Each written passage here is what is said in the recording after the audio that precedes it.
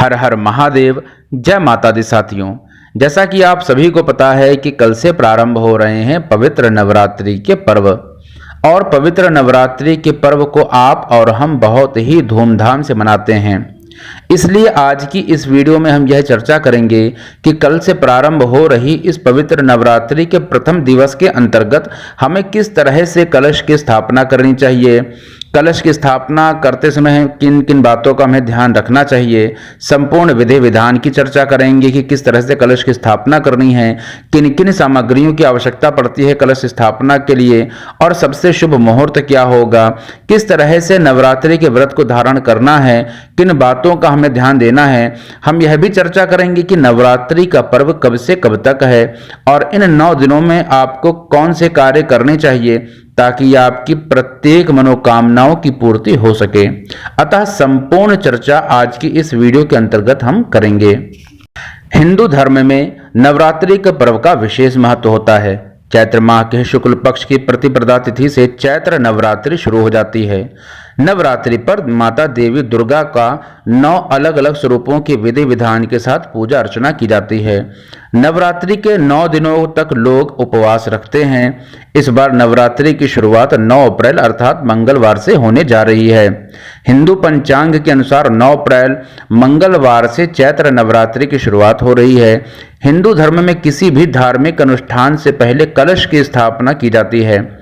नवरात्रि में दुर्गा की घट स्थापना या कलश स्थापना के बाद देवी मां की चौकी स्थापित की जाती है तथा 9 दिनों तक इन देवियों का पूजन अर्चन किया जाता है।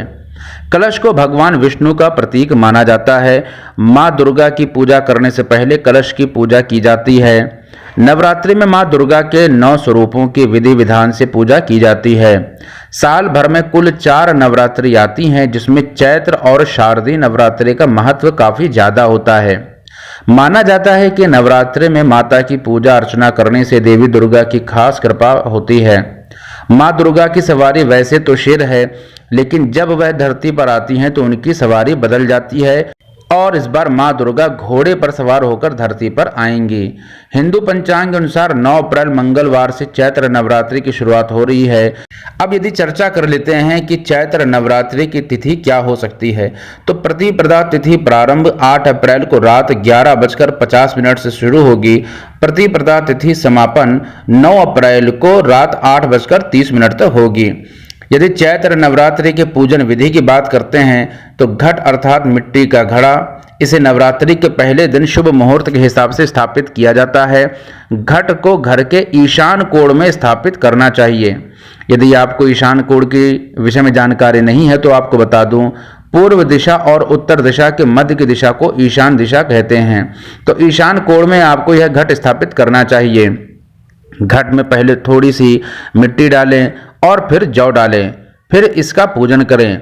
जहां घट स्थापित करना है उस स्थान को साफ करके वहां एक बार गंगा जल छिड़क कर उस स्थान को शुद्ध कर लें। उसके बाद एक चौकी पर लाल कपड़ा बिछाएं।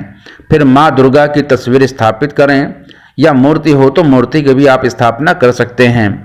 अब एक तांबे के कलश में जल भरें और उसके ऊपरी भाग पर लाल मौली बांधें। उस कलश में सिक्का, अक्षत, सुपारी, लौंग का जोड़ा, दूर्वा घास डालें। अब कलश के ऊपर आम के पत्ते रख दें और उस कलश को लाल कपड़े से लपेटकर एक नारियल रख दें। कलश के आसपास फल, मिठाई, प्रसाद रख दें। फिर कलश स्थापना पूरी करने के बाद मां की पूजा करें। यदि नवरात्रि घट स्थापना के लिए संपूर्ण सामग्री की बात करते हैं तो आपको हल्दी, कुमकुम, कपूर, जनेऊ, धूप बत्ती, निरंजन, आम के पत्ते, पूजा के पान, हार, फूल, पंचामृत, गुड़ खोपरा, खारीक, बादाम, सुपारी, सिक्के, नारियल, 5 प्रकार के फल, चौकी, पाट, कुश का आसन और नैवेद्य, इन सभी सामग्रियों की आवश्यकता पड़ती है। अब यदि नवरात्रि तिथि की बात करते हैं तो सबसे पहला जो दिन होगा वो मां शैलपुत्री का दिन होगा। माता शैलपुत्री का दिवस 9 अप्रैल से प्रारंभ हो रहा है और फिर उसके बाद द्वितीय दिवस के अंतर्गत हम मां ब्रह्मचारिणी की पूजा अर्चना करेंगे। तृतीय दिवस के अंतर्गत मां चंद्रघंटा की, चतुर्थ दिवस के अंतर्गत माँ कूष्मांडा की, पंचमी दिवस के अंतर्गत माँ स्कंद माता की, षष्ठी दिवस के अंतर्गत माँ कात्यायनी माता की, सप्तमी दिवस के अंदर माँ कालरात्रि की, अष्टमी दिवस के अंतर्गत माँ महागौरी की और नवमी अर्थात 17 अप्रैल को माँ सिद्धिदात्री की पूजा अर्चना किया जाएगा। साथियों, जैसे कि हमने चर्चा करी कि नवरात्रि के पर्व के अंतर्गत हमें किस तरह से कलश स्थापना करनी है। अब सबसे बड़ा प्रश्न यह उठता है कि हमें कलश स्थापना का जो शुभ समय है वह क्या है। तो चैत्र नवरात्रि जैसा कि आपको मालूम है कि 9 अप्रैल के अंतर्गत प्रारंभ हो रही है और घट स्थापना का जो शुभ मुहूर्त होगा वह सुबह 6:02 से प्रारंभ होकर के 10:16 तक रहेगा, अर्थात 4 घंटे 14 मिनट का यह संपूर्ण एक नवरात्रि के अंतर्गत घट स्थापना का शुभ मुहूर्त होगा। यदि घट स्थापना के अभिजीत मुहूर्त की बात करते हैं तो 11:57 से दोपहर के 12:48 तक रहेगा। तो यह मुख्य रूप से घट स्थापना का शुभ मुहूर्त होगा। तो साथियों, जैसे कि हमने पवित्र नवरात्रि से संबंधित इस बात पर चर्चा की कि घट की स्थापना कब करनी है, स्थापना की विधि, सामग्री, इन सभी बातों पर चर्चा कर ली। अब इस बात की भी चर्चा कर लेते हैं कि इस पवित्र नवरात्रि के पर्व के अंतर्गत 9 दिनों तक हमें कुछ कार्य भूल कर भी नहीं करने चाहिए।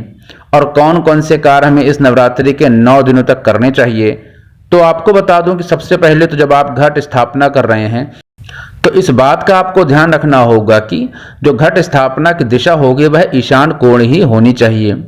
इसके साथ ही आपको पवित्र मन रख करके ही 9 दिन तक विधि विधान से माता दुर्गा की पूजा अर्चना करनी चाहिए।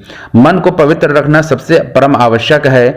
आपको अपने घर पर साफ सफाई और शुद्धता का भी ध्यान देना चाहिए। आपको अपने घर के अंतर्गत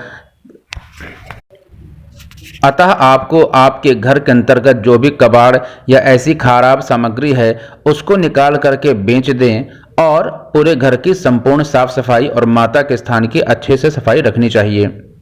फिर इस बात का भी आपको ध्यान रखना चाहिए कि आपको संपूर्ण 9 दिनों तक ब्रह्मचर्य का पालन करना चाहिए। घर में किसी भी तरह की अपवित्र वस्तु जैसे कि शराब, मांस, मदिरा, इस प्रकार का प्रयोग बिल्कुल भी वर्जित माना गया है। आपको घर में लहसुन और प्याज का भी प्रयोग बिल्कुल भी नहीं करना चाहिए। अब आपको बता दो कि आपको माता रानी की पूजा अर्चना के लिए शुद्ध कपूर और लौंग का ही प्रयोग करना चाहिए। लौंग जिसमें फूल हो इसी प्रकार के लौंग का ही प्रयोग करना चाहिए। और प्रत्येक दिवस सुबह और शाम माता की आरती के बाद माता रानी को शुद्ध लौंग और कपूर का भोग समर्पित करना चाहिए। एक अखंड ज्योति आपको प्रज्वलित करनी चाहिए और पूरे 9 दिनों तक आपको माँ दुर्गा सप्तशती का पाठ भी करना चाहिए। तो ये तो थे माँ दुर्गा के 9 दिनों तक किए जाने वाले विधि विधान। और साथियों, आप सभी से प्रार्थना है कि अगर चैनल को अभी तक सब्सक्राइब नहीं किया है तो कृपया सब्सक्राइब अवश्य कर लें ताकि इसी प्रकार के वीडियो के माध्यम से आप हमारे साथ जुड़े रह सकें। तो माता रानी आप सभी की इस पवित्र नवरात्रि के अंतर्गत जो भी मनोकामनाएं उनकी पूर्ति करें। हर हर महादेव। जय माता दी।